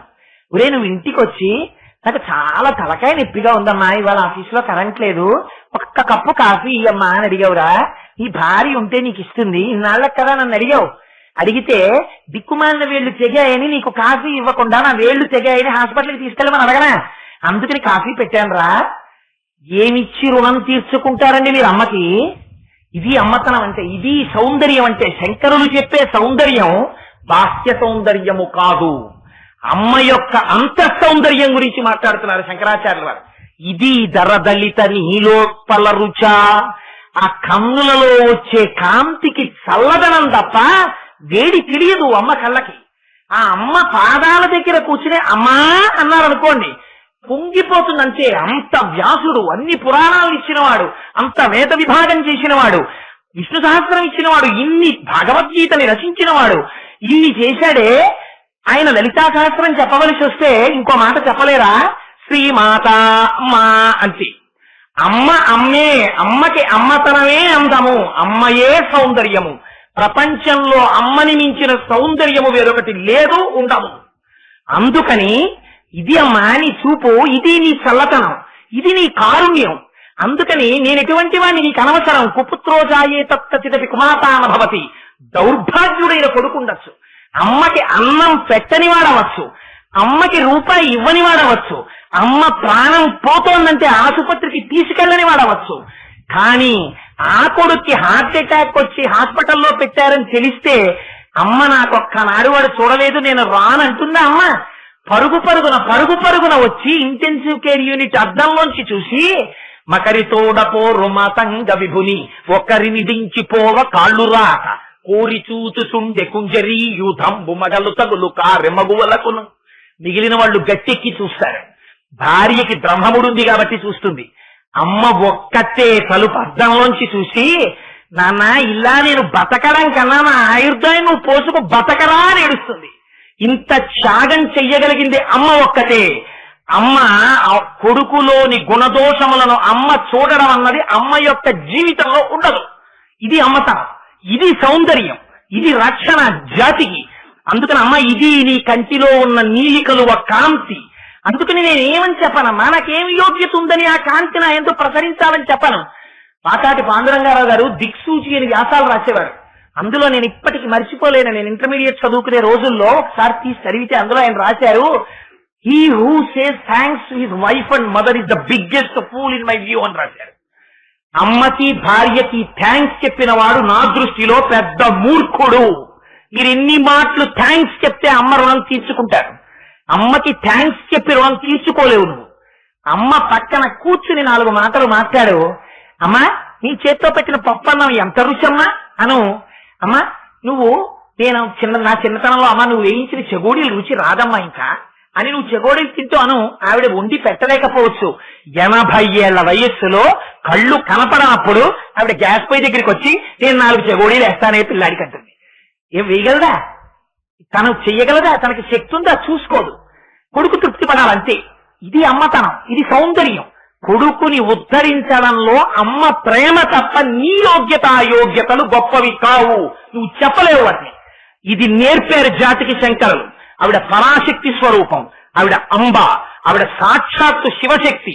వాళ్ళిద్దరికీ భేదం లేదు. ఆవిడ తలుచుకుందా నిన్ను మాయగా తిప్పుతుంది ప్రపంచంలో. ఆవిడ పాదముల వంక తిరిగావా ఆవిడ తెరపైకెత్తేస్తుంది, నిన్ను శివుడిలోకి కలుపుతుంది. కలపడానికి నీకున్న యోగ్యత ఏమిటి? నాకు ఇది ఉంది అని అనకు. నాకు ఇంత తెలుసు అన్నావా నువ్వు భ్రష్టుడవు. ఆ మాట నాకు అమ్మ దగ్గర ఏమంటావు? భక్తితో నిలబడంటే ఈ భక్తి నీకు అలవాటైందా నిన్ను ధరిస్తుంది. ఇదే శంకరులు అంటారు శివానంద లహరిలో. నువ్వెవరివైతే నాకేమిటయా? వటుర్వాగి హీ వాగి తిరిపి జటీవా తదితరో నరో వా యక్కశ్చిత్ భవతు భవకించేన భవతి యదీయం మృత్పద్మం జది భవతదీనం పశుపతే తదీయస్తం శంభో భవతి భవ భారం చ వహసి. నువ్వు ఎవరికైతే ఎవరికి కావాలి? ఇది శంకరాచార్యుల వారి ప్రశ్న. వటుర్వా, నేను ఉపనయనం చేసుకున్నాను, ఎవరికి ఎక్కువ? వటుర్వా ఎతిరపి జటీవా, నేను యతిని, ఎవరికి ఎక్కువ? నేను జడలు పెంచుకున్నాను, ఎవరికి గొప్ప? నేను గృహస్థాశ్రమంలో ఉన్నాను, ఏమిటి గొప్ప? ఇవి కాదు కావలసింది. ఇది కావాలి శంకరుడికి. యదీయం మృత్పద్మం జది భవతదీనం పశుపతే. ఒక్కసారి మీరు మీ మనస్సు అనేటటువంటి పుష్పాన్ని తీసి శంకరుడి పాదముల దగ్గర పెట్టారా, ఆయన మీ వెంట పరిగెడతాడు. నందనార్ కోసం అని వచ్చి పొలంలో నీళ్లు తోడలా, పార్వతీదేవి నీళ్లు పొలంలో పొయ్యలా, నందికేశ్వరుడు వచ్చి విత్తనాలు చల్లలా, చండీశ్వరుడు వచ్చి మూటలు కట్టలా, భగవంతుడు పరుగు వస్తాడు. ఈ మాట నమ్మరేమోనని భక్తితో పిలిచావా ఆయన పరిగెత్తుకు రావడానికి సిద్ధంగా ఉన్నాడు. చెప్పడం కోసం శంకరులు వెంటనే ఉదాహరణ చూపిస్తారు. మార్గావర్తిత పాదుకా పశుపతే రంగస్య కూర్చాయతే గండూషాంబు నిషేచనం పురరిపోర్దివ్యాభిషేకాయతే కించిద్భక్షిత మాంసశేష కబలం నవ్యోపహారాయతే భక్తి కిం నకరోత్యహో వనచరో భక్త్యావతంసాయకే. ఆ తిన్నడికి ఏం తెలుసు? ఆయన ఆ శివలింగానికి అభిషేకం చేయాలనుకున్నాడు. పరమశివుడికి ఆకలి తీరడానికి ఇంత పదార్థం పెట్టాలనుకున్నాడు. గబగబా నీటి దగ్గరికి వెళ్ళాడు. ఆ నీటిని అప్పటికే శంకరుడికి పెట్టడం కోసమని బాగా కాలి రుచికరంగా ఉన్నటువంటి పంది యొక్క శరీరంలో ఉన్న మాంసఖండాన్ని ఎంచుకోవడం కోసమని 4 మాంసం ముక్కలు కొరికి చూసి తన లాలాజనంతో కూడినటువంటి ఎంగిలైన మాంసం ముక్కను దాన్ని ఎడం చేత్తో పట్టుకున్నాడు, ధనస్సు పట్టుకున్నాడు. ఇంకా పట్టుకోవడానికి ఒక చిన్న పాత్ర కూడా నీళ్లతో పట్టుకోవడానికి ఉన్నవి 2 చేతులు 2 ఉన్నాయి. అందుకని ఏం చేశాడు? శివుడికి అభిషేకం చేయాలో తెలిసింది. ఆయన స్నానం చేస్తే కానీ ఏమి తిండనో అనుమానం. అందుకని ఆ ఏటిలో ఉన్న నీటిని పుక్కిట పట్టాడు. పుక్కిట పట్టి శివలింగం దగ్గరికి వెళ్ళాడు. ముందు రోజు పూజ చేసినటువంటి పువ్వులు కనబడ్డాయి. ఆ పువ్వులు తీయాలి. శివాలయంలో శివలింగం మీద ముందు రోజు అర్చన చేసినటువంటి పుష్పములను తీయడం కోసమని చాలా మెత్తటి బ్రష్ ని కూర్చా అన్నదాన్ని వాడతారు. అది తీయడం కోసమని ఏది పెట్టి తీయాలో తెలియలేదు. ఇప్పటి వరకు అరణ్యంలో ఉన్నటువంటి జంతువుల యొక్క మలమూత్రములను తొక్కి వచ్చినటువంటి తన పాదరక్ష చేత్తో తీసి ఆ పాదరక్షతో ఆ చెప్పుతో శివలింగం మీద నిర్మాల్యాన్ని తీశాడు. మార్గావర్తిత పాదుకా పశుపతే రంగస్య కూర్చాయతే గండూషాంబు నిషేచనం పురరిపోర్దివ్యాభిషేకాయతే. అభిషేకం చెయ్యాలి. ఏం చెప్తారు? రుద్రాధ్యాయం వచ్చా? అనుదాత్త స్వరాలతో పలకడం వచ్చా? తన నోటితో చెచ్చినటువంటి ఎంగిలి నీటిని భూమిశాడు శివలింగం మీద. అభిషేకంగానే పరమాత్మ భావించారు. భక్తి ఆయనకి ప్రధానం. ఆ భక్తి లేనప్పుడు రమణులు అంటారు, 1,000 సార్లు నీ ఒళ్ళు గిల్లుకున్నా ఒకటే, 1,000 బిల్వార్చనని మారేడు చెట్టుని గిల్లినా ఒకటే అంటారు. అందుకని అదిగో అలా తీసుకొచ్చాడు. కండూషాంబు నిషేచనం పురరిపోర్దివ్యాభిషేకాయతి కించిత్ భక్షిత మాంసశేష కబలం నవ్యోపహారాయతి. తను ఎంగిలి చేసి భూమితో కూడి తెచ్చినటువంటి ఒక మాంసపు ముక్కను అక్కడ పెట్టి శంకరా తినన్నాడు. శంకరుడు తీసుకుని తిన్నాడు. భక్తి కిం నకరోత్యహో వనచరో భక్త్యావతంసాయకే. భక్తికి ఎంత లొంగిపోయావయ్యా? ఈ మాట విని ధూర్జటైతే గుండెలు బాధేసుకున్నాడు కాళహస్తీశ్వర శతకంలో. ఏమయ్యా ఎంగిలి మాంసం మొక్క తినేశావా? నీకు మాంసము వాంఛయ్యేని కరువా? నీ చేత లేడుండగా జోకైనట్టి కుఠారముండ అనలజ్యోతుండ నీరుండగా బాటంబొప్ప ఘటించు పులకన్ భక్షింపక బోయిచే ఇంగిలి మాంసం ఎట్లు చేకొంటివి శివ అని అడిగారు. ఎందుకని? శివానికంత కరువా ఆ మాంసం? మనం ఎవరన్నా పిల్లాన్ని ఎవరైనా తెలిసిన వాళ్ళు ఇంటికి తీసుకెళ్తే వాళ్ళు పెట్టిన 2 కాజాలు తినేసి ఇంకా పెట్టండి ఇంకా పెట్టండి ఇంకా పెట్టండి నేడిస్తే ఇంట్లో ఉన్న కాజాలన్నీ పెట్టేసినా కూడా తినేసి అన్ని కాజాలు అయిపోయినా కూడా వాడు ఏడుస్తుంటే వాళ్ళు వచ్చి అయ్యో బాబు ఏడవకు మాకు తెలియదు, నువ్వు వచ్చేప్పుడు ఇంకోసారి 2 కేజీల కాజాలు ఈసారి కొనొచ్చుతాం అని చెప్తే సిగ్గుబడి మనం ఇంటికి పిల్లాన్ని తీసుకొచ్చి అంటాం, ఎరా నీకు కరువా, ఇట్లా కాజాల కోసం అలా ఏడిచేవక్కరా అంటాం. అలా దూర్జకి అన్నాడు పరమశివుణ్ణి, నీకు మాంసము వాంఛయేని కరువా? నీ చేత లేడుండగా జోకైనట్టి కుఠారముండ అనలజ్యోతుండ నీరుండగా ఏమయ్యా నీకంత కరువా మాంసం ముక్క తినాలని? అంత కరువైతే ధవలవపుషమిందోర్మండలే సన్నివిష్టం భుజగవలయహారం భస్మదిగ్ధాంగమీశం మృగయ పరశు పాణిం చారు చంద్రార్థమౌళిం హృదయ కమల మధ్యే సంతతం చింతయామి. ఒక చేత్తో మృగాన్ని పట్టుకున్నావు కదా జింకని, ఒక చేత్తో పరశువు పట్టుకున్నావు కదా, ఏం లేచి వెళ్ళాలా? వంట చేసుకోవాలా? ఈ చేత్తో ఉన్న గొడ్డలి పెట్టి ఈ చేతిలో ఉన్న మృగాన్ని ఒక దెబ్బ కొట్టి మాంసం ముక్కోడి తీసి చేతిలో బ్రహ్మగారి పుర్రి ఉంది అందులో బారేసుకుని ఈ పైన రంగతుంగ తరంగ సంఘములతో రంజిల్లు ఘోషంబుతో బంగారంబకు పొంగుతో నురగతో పువ్వాట తుంపర్లతో భంగులు తల్పుచు జంగలించు తన ఓ భాగము నుండి దారం గంగమ్మను దర్శితే శిరమునం రంజిల్లుతుం శంకర అని గంగని పెట్టావు కదా ఆ రోజున. ఆ గంగమ్మ ఉంది కదా, ఆ గంగ తీసి బ్రహ్మకపాలంలో పోసుకుని ఇక్కడే ఉంది కదా అగ్నిహోత్రం 3వ కన్ను, దీని మీద ఉడకేసుకుని నోట్లో వేసుకోలేవు, ఎంగిలి మాంసం తింటావా అని అడిగాడు దూర్జటి. అంటే ఏడు నిజంగా శివుణ్ణి నిందించాడనే? నిందాస్తుతి స్వామి శంకర, ఇంతగా లొంగిపోతానా భక్తికి అని గుండెలు బాదుకున్నాడు దూర్జటంతటి మహాభక్తుడు. అందుకని శంకరులు అంటారు శివానంద లహరిలో, స్వామి నాకు ఏం కావాలి? నరత్వం దేవత్వం నగవర మృగత్వం వశకత పశుత్వం కీటత్వం భవతు విహగత్వాది జననం సదాత్త పాదాబ్జ స్మరణ పరమానంద లహరి విహారాసక్తం చేద్రూదయమిహ కింతే నవపుష. తండ్రి శరీరం నేను చేసిన కర్మను అనుసరించి వస్తుంది, నాకు బెంగలేదు. నేను ఏనుగవని సింహాన్నవని పావునవని పుట్టనవని చెట్టునవని గట్టునవని నదినవని సముద్రాన్నవని కొండనవని ఏదవని నాకు మాత్రం సర్వకాలములయందు నీ పాదములను పట్టి పూజ చేసి చింతించేటటువంటి భాగ్యము కలిగితే చాలు శంకర, నాకు శరీరం గురించి బెంగలేదన్నారు. శంకరులంతటి వారు భక్తిని ఎలా మనం నేర్చుకోవాలో లోపల ఎలా మనస్సులో నిలబెట్టుకోవాలో నేర్పారే. అంతటి మహానుభావుడు కనుక ఇవాళ భక్తితో అమ్మవారి పాదముల దగ్గరికి వెళ్ళి నీకున్నది అని చెప్పుకోవడానికి, నీకేమున్నదని చెప్పుకుంటావురా అమ్మ కటాక్షం అడగడానికి? నీకున్నదని చెప్పకు అమ్మ దగ్గరికి వెళ్ళి. ఉన్నది ఉన్నది ఉన్నది అంటూ చెడిపోతున్నావు. నాకున్నది అనకు, ఏమంటావు? స్నపయ కృపయా మమపి శివే. మనకేముందమ్మా? అనేనాయం ధన్యో భవతి నచతే హనిరియత. అమ్మా దీనం, నేను చాలా దీనుండమ్మా, నాకేం తెలియదు. నీ కడగంటి చూపు ప్రసరించినా బాగుపడని వాణ్ణి, అంతటి నీచుణ్ణి, అంతగా సంసారము లోపల నిండిపోయిన వాణ్ణి. అందుకని అమ్మా నన్ను ఉద్ధరించమ్మా, నన్ను ఉద్ధరించడం నీ వల్లే అవుతుందమ్మా అంటే శంకరులు తానే లోపల ఒక ప్రశ్న వేస్తున్నారు. మనకి వెంటనే అనుమానం వస్తుంది కదా, మనలోకి శంకరాచార్యుల వారు పరకాయ ప్రవేశం చేసేస్తారు.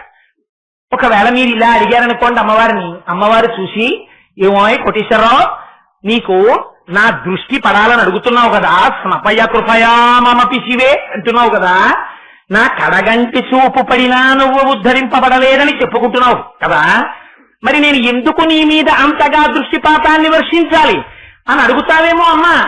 నేను దానికి కూడా జవాబు చెప్తున్నాను. అలా పైగా నువ్వు ఇంత పాపినంటున్నావు కదా, నేను ఇంత లోకాన్ని కరగంటి చూపుతో చూసినంత మాత్రం చేత ఉద్ధరింపబడినట్టు ఇంత జగత్తు భావిస్తుంటే నువ్వు ఒక్కడము దీనుడనంటున్నావు. నేను నీయందు అంత దృష్టిని వర్షిస్తే ఒకవేళ ఇంత పాపిని చూడ్డం చేత నాకేం ఇబ్బంది రాదు కదా అనుకుంటున్నావేమో అమ్మా. అనేనాయం ధన్యో భవతి నచతే హానిరియత. అమ్మా అలా నా వంక నువ్వు చూడ్డం వల్ల నేను ఇంత పాపిష్టివాణ్ణైనా నీకేమీ ఇబ్బంది ఉండదమ్మా. ఎందుకుండదు? నీ కన్ను చంద్రుడు లాంటిది. అమ్మవారు ఒక కన్ను చంద్రుడు, ఒక కన్ను సూర్యుడు కదా. అందుకని ఆయన అంటారు వనేవా హర్మ్యేవా సమకర నిపాతో హిమకర. అమ్మా నీ కడగంటి చూపు ఎలా పడాలి నా మీద, ఎంత వర్షించి నన్ను ఎలా తడపాలి. చంద్రుడు తన కిరణములను ప్రసరిస్తాడు. పెద్ద రాసమహల్లో ఉన్నటువంటి చంద్రకాంతిలతో నిర్మించబడినటువంటి వేదిక మీద కూడా అదే చంద్రకిరణములను వేస్తారు. అలాగే ఎక్కడో అరణ్యంలో ఉండిపోయినటువంటి రక్కసి ముళ్ళ దుబ్బుల మీద కూడా అదే చంద్రకిరణాలని ప్రసరిస్తాడు. అలాగే ఎక్కడో కొండలలో, బండలలో, శిలలలో, రాళ్లలో, దుబ్బులలో ఎవ్వరూ అనుభవించినటువంటి చోట రుద్రభూమిలో కూడా చంద్రకిరణాలు సమానంగా పడతాయి. అలా పడినప్పుడు అయ్యో నేను ఈ చంద్రకిరణాలను ఇలా ప్రసరించాను, నా పేరు పెట్టుకున్న చంద్రకాంత శిలలు, ఈ శిలల మీద ఎక్కువ కిరణాలు వేద్దాం అని చంద్రుడు ఎప్పుడైనా అనుకున్నాడమ్మా? చంద్ర సంబంధం అని చంద్రకాంత శిలల మీద ఎక్కువ, లేకపోతే అదిగో ఆ రక్కసి ముళ్ళ దుబ్బుల మీద తక్కువ, శిలలతో నిర్మింపబడిన ప్రాకారాల మీద కొంచెం తక్కువ, తన కాంతి కిరణములకు నెప్పెడుతుందేమో అని కొంచెం తక్కువ, ఇలా ప్రసరించట్లేదు కదమ్మా. సమానంగా ప్రసరించడం చంద్రుడికి ధర్మం. అలా ప్రసరిస్తే చంద్రకిరణాలకు ఏమైనా హాని వచ్చిందా? ముళ్ల పొద మీద పడ్డాయి కిరణాలు, ఆ ముళ్ళు కిరణాలకు ఏమైనా గుచ్చుకున్నాయా? చంద్రుడి కంటిలో గుచ్చుకున్నాయా? చంద్రుడికి ఏమైనా బాధ పెట్టిందా? ఏమీ బాధ పెట్టలేదు.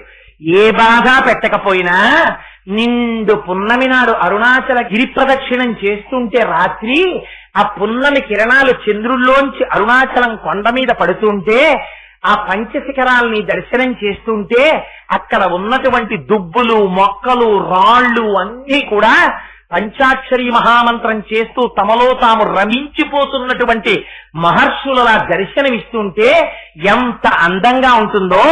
అలా అమ్మా నీ కంటి చూపు నా మీద వచ్చి స్నపయ కృపయ, నన్ను అభిషేకించేస్తే, నా పాపములను కడిగేస్తే నీకు వచ్చే దోషం ఏమీ ఉండదమ్మా అంటారు శంకరాచార్యులు వారు.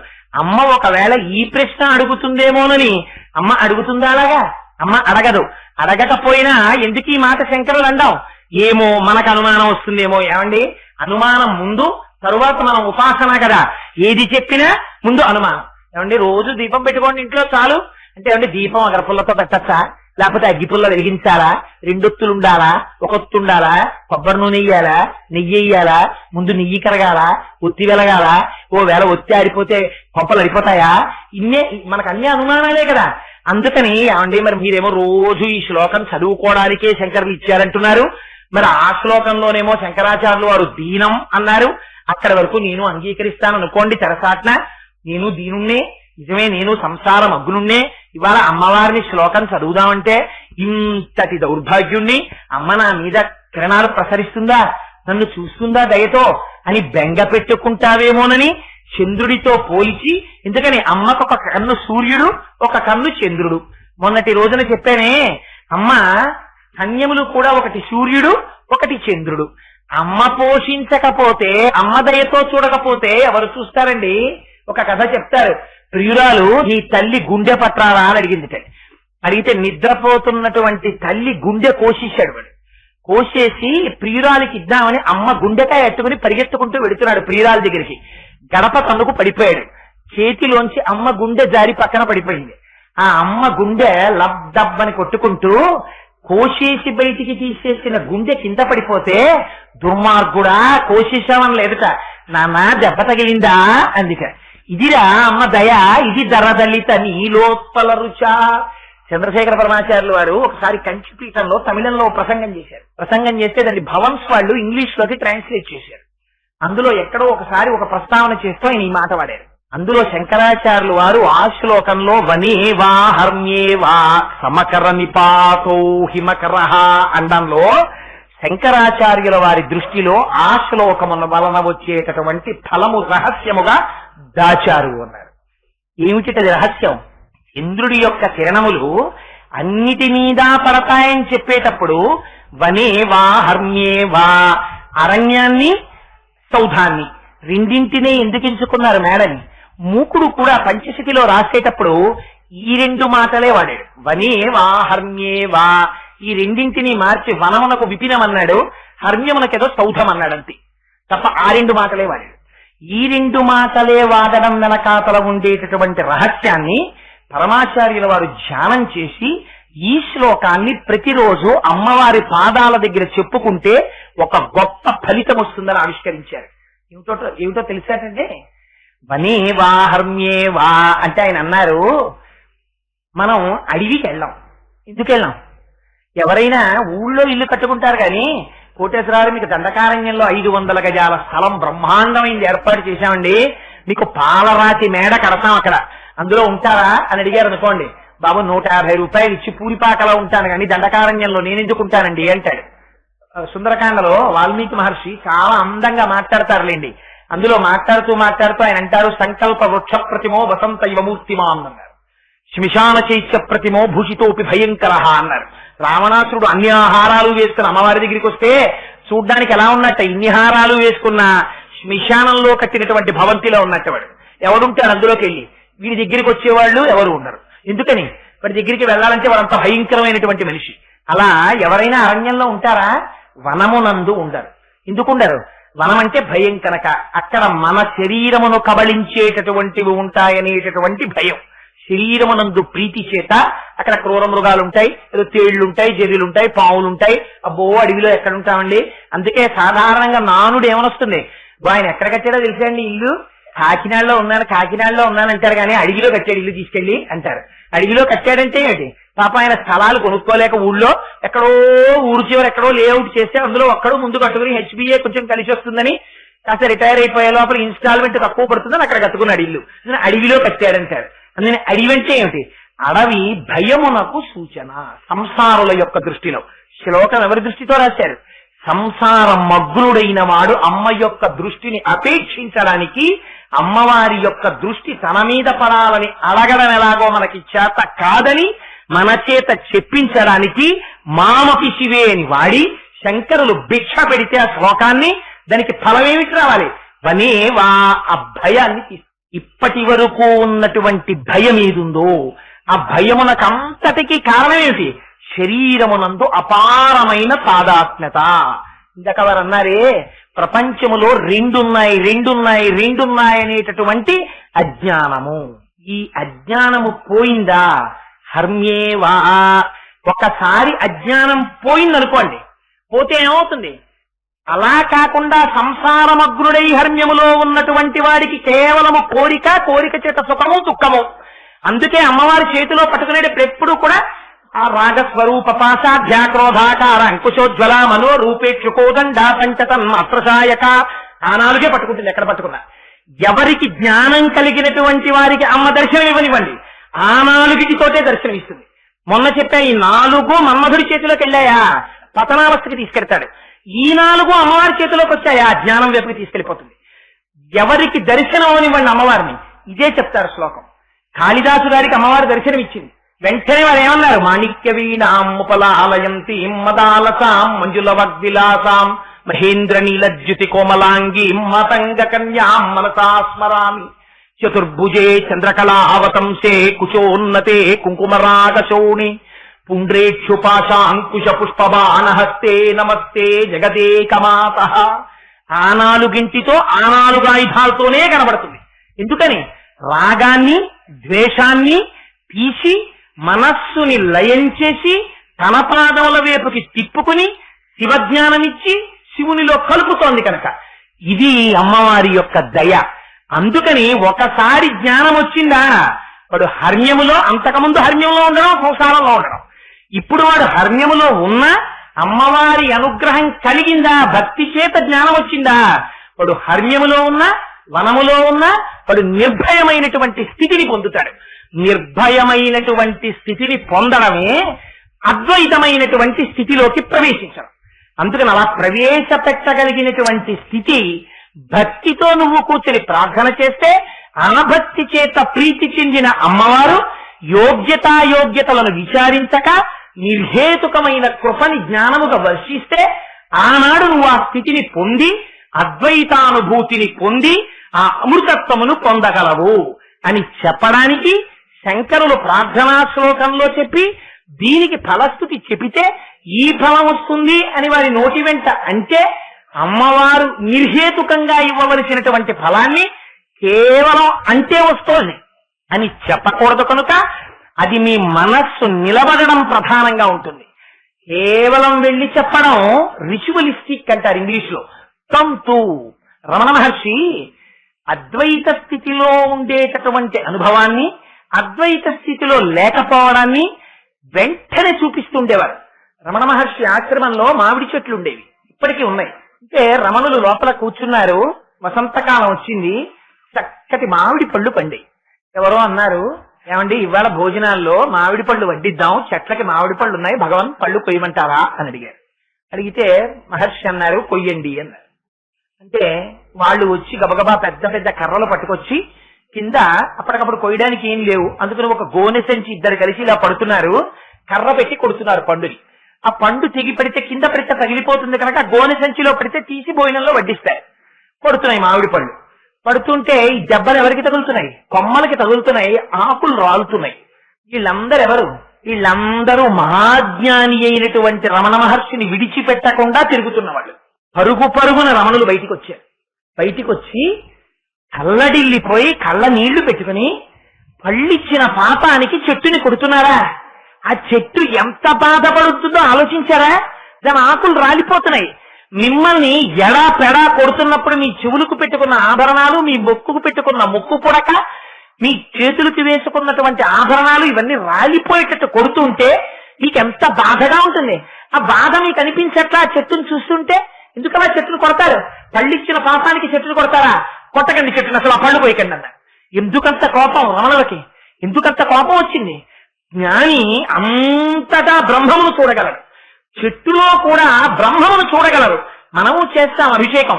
నమ సోమాయ చ రుద్రాయ చ నమ తామ్రాయ చ అరుణాయ చ నమ శంగాయ చ పశుపతయే చ నమ ఉగ్రాయ చ భీమాయ చ నమో అగ్రే వదాయ చ దూరే వదాయ చ నమో హంత్రే చ హనీయతై చ నమో వృక్షేభ్యో హరికేశేభ్యో నమ తారాయ నమ శంభవే చ మయోభవే చ నమ శంకరాయ చ మయస్కరాయ చ నమ శివాయ చ శివతరాయ చ అంటాడు. కానీ నువ్వు చూడగలిగిన కన్నేది నీకు? నోరు వచ్చు కనుక రుద్రం పలికేస్తోంది. కానీ హరికేశాయోపవీతి మే పుష్టానాం పతయే నమో నమో కనపడేటటువంటి చెట్ల యొక్క కొమ్మలకున్న ఆకులలోని ఆకుపచ్చతనంలో బ్రహ్మమును దర్శించగలుగుతున్నావా? దర్శించలేకపోతున్నావు. ఈ కనపడేటటువంటి సమస్త జగత్తు యందు బ్రహ్మమును దర్శించగలిగిన నాడు నువ్వు ఎవరికి అపకారం చెయ్యగలవు? ఆ బ్రహ్మము నీకన్నా భిన్నమై లేదు. ఒక్కటై ఉన్నటువంటి వాడికి ఇంకా భయం ఎక్కడుంటుంది? అందుకే రమణులు అంటారు, చెరుకు కర్ర తీసుకెళ్లి కత్తితో నరికినా, మరలో పెట్టి తిప్పినా, పళ్ళ మధ్య పెట్టి కురికినా తీయటి రసం వస్తుంది తప్ప చెరుకు కర్రలోంచి రక్తము రాదు అంటారు. జ్ఞాని శరీరము ఖేదము పొందుతున్నా అంతటా బ్రహ్మమును చూసి బ్రహ్మమునందు అనుభవాన్ని పొందుతున్న వాడికి శరీరము పొందుతున్న ఖేదముతో తాదాత్మ్యం ఎక్కడిది? అద్వైతము నోటితో చెప్పేది కాదు. కేవలము నోటితో చెప్పిన వాళ్ళందరూ అద్వైతాన్ని తెలుసుకున్న వాళ్ళైతే అంతకన్నా హాస్యంతో కూడుకున్న విషయం ఇంకొకటి లేదు. అద్వైతము కేవలము అనుభూతి. రెండు కానిదిగా సర్వకాలముల యందు ఒకటైన బ్రహ్మమునందు తాను రమించగలిగినటువంటి స్థితి కలిగితే పానీయంబులు త్రాగుతున్, కుడుచుతున్, భాషించుతున్, హాతలీలా నిద్రాదులు చేయుతున్, తిరుగుతున్, లక్షించుతున్, సంతత శ్రీనారాయణ పాదపద్మ యుగళి చింతామృతాస్వాద సంధానుండై సురారి సుతుడే మరచన్. అలా మరిచిపోయి అంతటా ఏం చేస్తున్నా ఎప్పుడు బ్రహ్మాన్ని దర్శనం చేస్తూ అబ్బా అబ్బా అబ్బా అబ్బా అని ఆనందపడిపోతూ తాను బ్రహ్మముగా నిలబడిపోగలిగినటువంటి స్థితి కలిగినటువంటి వ్యక్తికి అసలు నోరు విప్పి మాట మాట్లాడవలసినటువంటి అగత్యమే ఉండదు. ఎందుకంటే తాను రాశీభూతమైన ఆనందము కనుక. ఇది నువ్వు ఎన్ని గ్రంథములు చదివినా వచ్చేది కాదు. ఎక్కడి నుంచి వస్తుంది?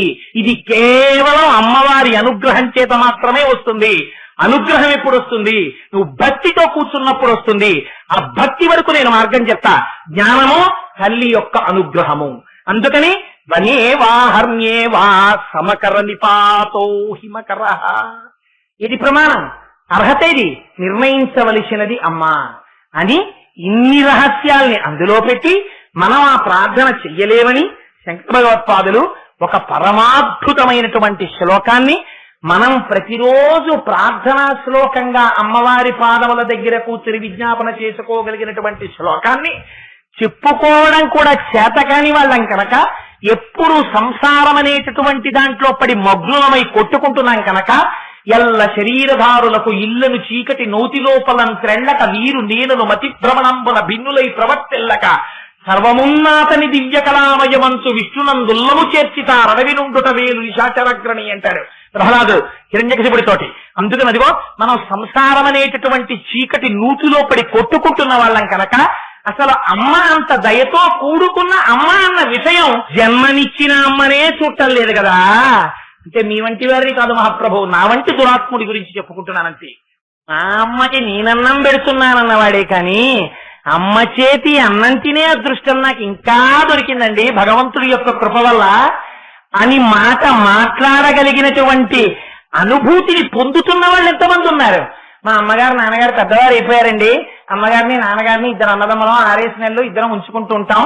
6 నెలలు మా తమ్ముడి దగ్గర అయిపోయింది. మా అమ్మ నాన్నగారు వస్తున్నారు. నా దురదృష్టం ఏంటంటే క్యాటాక్ట్ వచ్చాక ఆయన ఇక్కడికి వస్తున్నాడు, ఇక్కడైతే ఆపరేషన్ చేయించుకోవచ్చని ఎన్నని నేను పడతానండి అని వచ్చి వీడి ఇక్కడ కూర్చుని చెప్తాడు. ఇతరమైన విషయములన్నింటికీ వీడి దగ్గర డబ్బు ఉంటుంది. తెల్లవారి లేస్తే నీ యొక్క సంక్షేమాన్ని కోరుకోవడం తప్ప ఇంకోటి తెలియని అమ్మ. ఆ అమ్మకి పట్టెడన్నం నీరు పెడుతున్నానంటాడు. సిగ్గుపడిపోతుందండి నిజంగా అమ్మతనం అంటే. అందుకే మొన్న చెప్పాను నేను మీకు, అమ్మ అన్నం తినడాన్ని సౌందర్యలహరిలో శంకరాచార్యులు వారు చెప్పలా. నివృత్యై చండాంశ త్రిపురహర నిర్మాల్య విముఖై. శివుడు తినడం చెప్తారు, అమ్మ తాంబూలం వేసుకుంటుంది. అమ్మ తినడం అంటే పిల్లలు తినడం, అమ్మ తినడం. ఎవరైనా మీరు చూడండి, ఇది అందరికీ అనుభవైక వేద్యం. తల్లులందరికీ పిల్లలు అమ్మ జంతికలు వేస్తూ ఉంటుంది. పిల్లలందరినీ పిలిచి అందరికీ తలకో జంతిక పెడుతుంది, వేడి జంతికలు. వీళ్ళు కూర్చున్నవన్నీ నలిపేసి పరపర పరపర పరపర తినేస్తారు. మళ్ళీ రెండో వాయి వేసి మళ్ళీ ఒక్కొక్క జంతిక పెడుతుంది. పెట్టేసిన తర్వాత అమ్మ చాలా బాగున్నాయమ్మా, చాలా బాగున్నాయమ్మా అని తినేస్తాడు. తినేసిన తర్వాత ఇంత పిండి ముద్దు ఉంటుంది గిన్నెలో. ఉన్నాక అందులో ఎవడో ఒక యోగ్యుడైన సంస్కార బలం ఉన్న కొడుకు అంటాడు, అమ్మా మేము ఇన్ని జంతికలు తినేసాం, ఇంక ఇంతే పిండి ఉంది, అమ్మ నువ్వు తినలేదమ్మా అంటాడు. అంటే అమ్మ అంటుంది, నాన్న నా కడుపు నిండిపోయిందిరా అంటుంది. అదేంటమ్మా నువ్వు తినలేదు కదమ్మా, నీకు ఎలా నిండిపోయిందమ్మా అంటాడు కొడుకు. నాన్న మీ అందరూ తిని సంతోషిస్తే నేను తిన్నట్టు కదా, నా కడుపు నిండిపోయిందిరా అంటుంది. అమ్మ కడుపు నిండడం మీ ప్రేమ చేత నిండుతుంది. ఇది పరమభక్తి. ఆ లౌకికమైన అమ్మకే అంత ప్రేమ ఉంటే ఆ అమ్మ ఇన్ని బ్రహ్మాండములను కన్నా అమ్మ, ఆ అమ్మ పాదాల దగ్గర కూర్చుని అయ్యో అమ్మా నేను ఇలాంటి వాడిని అమ్మా ఒక్కసారి చూడమ్మా అనడం కూడా మనకి రావట్లేదని మనయందు దయతో శంకరులు మన కోసమని మామపిచివే అంటూ ఇచ్చిన పరమ పవిత్రమైన శ్లోక రూప అమృత గుళిక. అందుకని కానీ ఇంకా ఇవాళ మళ్ళీ వేరొక శ్లోకాన్ని ప్రారంభించేస్తే పూర్తి చేసేటప్పటికి మీ అందరికీ ఇళ్ళకి వెళ్ళడం కొంచెం క్లేశం అయిపోతుంది. కాబట్టి నేను రేపటి రోజున మళ్ళీ వేరొక శ్లోకాన్ని విజ్ఞాపన చేస్తాను. ఇవాళ బ్రహ్మశ్రీ గరికపాటి నరసింహారావు గారు వచ్చి ఇక్కడ కూర్చోవడమే నా దృష్టిలో అమ్మవారు వచ్చి కూర్చుని విన్నట్టు. ఆవిడ కావ్యాలాప వినోదిని కదా, అవతలవాడు చెప్పగలిగిన సమర్థుడా అని అమ్మ చూడదు. అమ్మ ఏం చేస్తుంది, స్తోతారం తముశంతి దేవి కవయో యోగిస్పృ నీతే గుణాం స్తోతవ్యస్య తతస్థతే స్తుతిదురామయ్యేవ విశ్రామ్యతి యస్మాత్ తస్మదమర్షదీయ పణితి స్వీకారతస్యే గుణాః క్షాంత్యౌదార్య దయాదయో భగవతి స్వం ప్రస్తు వీరాన్ ప్రధాన్ అంటారు పరాశర భట్టర్లు శ్రీగుణరత్న కోశంలో. మనకేమొచ్చమ్మా నీ గురించి మాట్లాడడం, నాకేం చేత కాదు. అయినా నేను 4 మాటలు చెప్తుంటే అందులో ఒప్పులున్నా తప్పులున్నా అయ్యో నా బిడ్డడు నా గురించి చెప్తున్నాడని అంత వ్యాకరణం నేర్చుకున్న మహాపండితుడైనటువంటి వాడు వచ్చి 2 చెవులు పట్టుకుని తండ్రి గారి దగ్గర ప్రవర చెప్పుకుని పాదాలు పట్టి నమస్కారం చేసి కూర్చుని వ్యాకరణ శాస్త్రం నేర్చుకుంటున్న కొడుకుని చూసి మురిసిపోయిన తండ్రి కన్నా వచ్చిరాని మాటలతో మహాపండితుడైన తండ్రి దగ్గరికి వచ్చి నాన్న నాన్న ఇలా చూడు అని ఏకవచనం ప్రయోగం చేసినటువంటి కొడుకుని చూసి మురిసిపోయినటువంటి తండ్రి తొడ మీద కూర్చోబెట్టుకున్నట్టు వచ్చిరాని మాటలతో చెప్పేటటువంటి నా మాటలను స్వీకరించడంలో నీ దయా నీ కారుణ్యం బయటికి వచ్చాయమ్మా, నా ప్రజ్ఞ ఉందంటారు పరాశర భట్టర్లు. అందుచేత ఇదిగో అటువంటి తల్లి కనుక ఇంత ధైర్యంతో కూర్చుని 4 మాటలు చెప్పగలుగుతున్నాం. ఆ అమ్మే ఇవాళ కావ్యాలాప వినోదిని కనుక తన భక్తులైన వారు చెప్తున్నటువంటి మాటలు విని మురిసిపోయేటటువంటి తత్వమున్న అమ్మ కనుక అమ్మగా వచ్చి ఇక్కడ కూర్చుంటే మనం హడిలిపోతామేమోనని సాక్షాత్తుగా దానికి తగినటువంటి ఉపాధిలో మాత్రమే రావాలి కనుక ఇంత కాకినాడ పట్టణం ఉన్నా అలా కూర్చుని తల ఆడించడానికి బ్రహ్మశ్రీ గరికపాటి నరసింహారావు గారు అనబడేటటువంటి శరీరమే యోగ్యమైనదని ఆయన రూపంలో అమ్మవారి ఇవ్వాలొచ్చింది. అందుకని వారిని అమ్మవారిగానే నేను సంభావిస్తూ ఆయన పాదములకు సాంజలి బద్ధకంగా శిరస్సు కాటించి పునః నమస్కరిస్తూ మంగళాశాసనపరై మదాచార్య పురోగమై సర్వైశ్చ పూర్వైరాచార్యై తత్కృతాయాస్తు మంగళం. మంగళం కోసలేంద్రాయ మహనీయ గుణాత్మనే చక్రవర్తి తనూజాయ సర్వభౌమాయ మంగళం.